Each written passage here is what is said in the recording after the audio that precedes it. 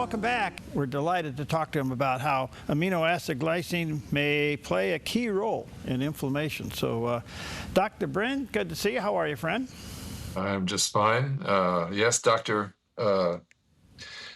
don't usually know it, but yes, glycine plays a key role in inflammation. They know that inflammation plays a key role in health and disease, but glycine is the magic molecule that actually your body uses to control inflammation. Wow. A couple things. Where are you? Where are we talking to you from? I am in sunny Arizona. I'm chilling in my sunroom, in my Arizona room in Arizona. Oh, come on up here where it's only 30 degrees. So. I'll take 80. Okay, there you go. Well, how did you discover this? When was the aha moment for you on this one? Oh, well, I had been experimenting with glycine because I was working on amino acid research, and glycine was something that had some very interesting characteristics, certainly being a totally harmless nutrient, but also one that had very interesting roles that it plays in metabolism of amino acids, which I and the group I was working with were working on. And so I decided to take 10 grams of it a day as an experiment.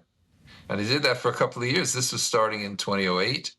In 2010, I had a couple of interesting experiences. One, I fell off a stack of sheetrock 4 feet onto a concrete floor directly on my tailbone. Ooh. Went dancing that night, however. Got a severe sunburn at a ball game a couple of weeks after that. And the sunburn, instead of becoming a horrible, excruciatingly painful event for the next few days, doing ordinary things like dressing, undressing, and bathing, it just faded away. And putting two and two together as a biochemist and someone who had some experience in working in dermatology with the skin and with inflammation and so forth, realized that these conditions, which we normally expect to cause inflammation, namely injury, don't cause inflammation if you have enough glycine in your system. So, and I was fully expecting to be, kind of incapacitated by the sunburn as well as by that fall onto a concrete floor, but that didn't happen.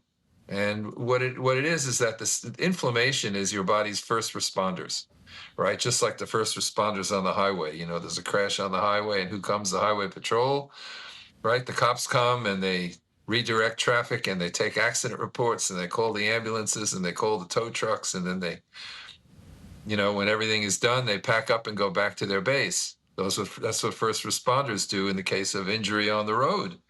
But they don't come, they're armed, right? They've got loaded weapons, but they don't use them unless they're bad actors present. Well, the same thing is true with the cells in your body, your immune system cells called macrophages, which have the function of cleaning up the mess when there is injury.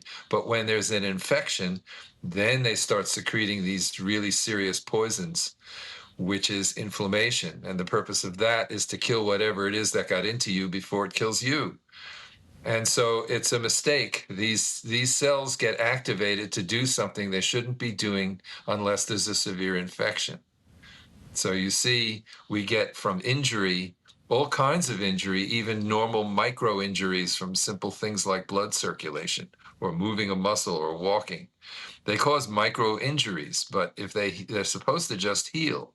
And if you have enough glycine in your system, they do. But if glycine is deficient, then you get inflammation, and you really shouldn't. So everybody's plagued with chronic inflammation, causing pain and ultimately all manner of disease, including diabetes, arthritis, cancer, and the rest of it, heart disease. And the reason is usually that there's just not enough glycine in the system. That's why. So there's a misunderstanding generally of the purpose of inflammation. It is not. Inflammation is not a first response to injury. It's really just a response to infection. So, and if you have enough glycine in your system, it doesn't happen. So we do have glycine in our system, but you say we don't have enough. Not enough, right. So glycine's been thought of as non-essential because it's an amino acid. You make proteins with it. Your body has enough because your body can make it, so it's called non-essential. But that doesn't mean your body can make enough. It really isn't non-essential. So your body needs to take in about 10 grams a day of glycine, and the typical diet gives you 2 or 3. So why are things so bad, right? Why is the diet so deficient in glycine? Well, glycine is the amino acid that is predominant in the bones and the connective tissue, the gristle, the stuff we throw away, right? Grandma didn't throw it away. She threw the bones in the soup. But if we throw the bones instead in the trash, we get all the muscle meats, which actually put a strain on the system and make you use up the glycine you do have just to get rid of the extra amino acids that you don't need. So you end up the dietary habit of having lots of meat, fish, and poultry, but muscle meats, and throwing the bones in the trash instead of the soup.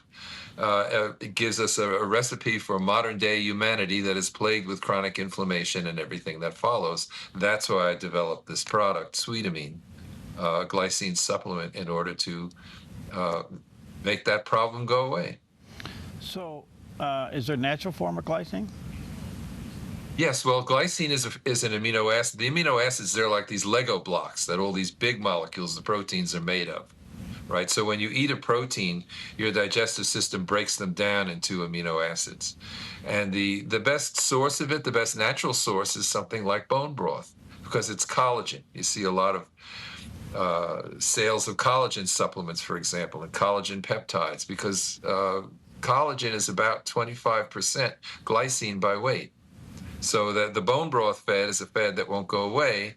The only trouble is you need to eat about a quart a day of bone broth to get enough glycine in your system. That's why I developed Sweetamine, because that way you just put a little stick pack of it in your tea or your coffee or whatever it is once a day, and you get that 8 grams of glycine that your diet is really short of. Okay, so when people hear the term inflammation, they automatically go to a sore spot or a swollen spot in their Bible. So does this, or in their body, does that actually decrease swelling? Oh yeah, oh it does. Yes, inflammation generally does not happen. If I sprain my ankle, it will get very sore, and it will, it may swell up a bit, but it will not get inflammation. It will not be very painful. Just like sunburn isn't painful. And the pain, I mean, you can get pain without inflammation, right? If a pain-sensing nerve is irritated, it will give you the sensation of pain. However, much of the pain that we feel nowadays is really from inflammation that happens as a result of injury, but it shouldn't be happening. But on the other hand, there are lots of forms of inflammation which you don't feel. You don't feel inflammation in your blood vessels. You don't feel inflammation in your skin usually. You don't feel inflammation even in your brain in many cases. Unfortunately, it tends to be a silent killer that eventually will cause lots of damage and disease in the long run. Where's your supplement available? How do people? Oh, that's available at Sweetamine.com. That's WEETAMINE.com. And you find out all the information you want to know about inflammation and what do you want people to get from your book? Well, I would like them to understand how the real role of inflammation, number one. Number two, it also gives a picture of the process of scientific discovery, which is very often misunderstood. These days they say about the science, they say, show me the data, show me the data. And the data is really the last step of the scientific method. First step is asking questions, and then you make observations, and you lead to where the adventure takes you as you get answers to your questions. Like our Lord said on the Sermon on the Mount, you ask and it shall be answered. You seek and then you'll find. You knock on the door and it shall be open to you. He basically outlined the scientific method there. It's kind of odd that people think these days, it's a very strange time we live in, that science is thought to be somehow completely opposite to faith. And in fact, you can't have science without faith. Right. Even Einstein said that. Yeah, right. So are there any other benefits other than fighting inflammation from your product? Well, yes. The thing about glycine is such a fundamental, it's the simplest of all the amino acids, is that it has many different roles in the body. One of them is what is called an inhibitory neurotransmitter. So in fact, over the years, if you've bought glycine supplements, they usually say things like supports healthy sleep, because it does help you relax, because it is an inhibitory neurotransmitter in the central nervous system in the brain. It helps you relax. It does not make you sleepy. You can take it any time, but as many customers have found out, if you have trouble sleeping and you take the glycine supplement before bedtime, that will help you sleep. So that's one benefit for it. Other than that, it's it really, by fighting inflammation, or by switching off inappropriate or excessive inflammation, it covers a lot of territory. So your recommendation is a daily dose? Yeah, it's a daily. I don't even like to call it a dose, because it's not medicine. It's just food. I like to call it a daily serving. Okay. Is what it is, like a packet you put in your tea or your coffee, like a sweetener, but it's so much more than a sweetener. Okay. It's All a right. basic part of a complete nutrition package. Okay, so the book and the product where? What's the website again? So Sweetamine.com, SWEETAMINE.com, and that will there's a link there to the Amazon page, or you can go straight to Amazon for the book. I don't actually sell the book off the website because it's not food, and therefore it's taxed in a whole different way. So I don't sell books on the website. We just sell the supplement. All right, so you can go to Amazon too. It's called the Just glycine, or my name. Yeah, right. Yeah, the Glycine Miracle, the science of living longer and free of inflammation. Well, fascinating. Congratulations. And how long has it been since you tracked this down? Oh, well, these discoveries go back to 2010, I would have to say. Those aha moments were in 2010. So we're 15 years out now. The end of 2010 is when I started the company, because I never wanted to be a businessman. But actually being a businessman and making a product available actually makes the discovery available. Otherwise, you end up fighting with academics in the pages of arcane journals, and nobody finds out about it for sometimes decades. Yeah. So it's still quite a long road ahead before it becomes common knowledge as to what the real role of inflammation is and what the body naturally uses to control it. So I guess the last question kind of ties into your faith. You feel like the Lord led you into this? Oh, sure. Into everything. I mean, this is how the process of discovery happens. You start with a question. Who are you asking the question? You know, a question is when you ask a question. When a scientist asks a question, it's a prayer. Sure. I mean, it's a prayer. This is what most of my prayers are. You know, it's a prayer. You're asking the Lord a question.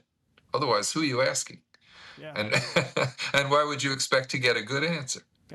That's very well put. Very well put. Well, thank you, sir, for your time. We appreciate it. Best of luck. Hopefully, folks will check out your website, and you certainly go to Amazon and get the book called The Glycine Miracle, The Science of Living Longer and Free from Inflammation. Thank you, Doctor. Good to see you. Thanks for your time. Okay, great to be here with you. Thanks again.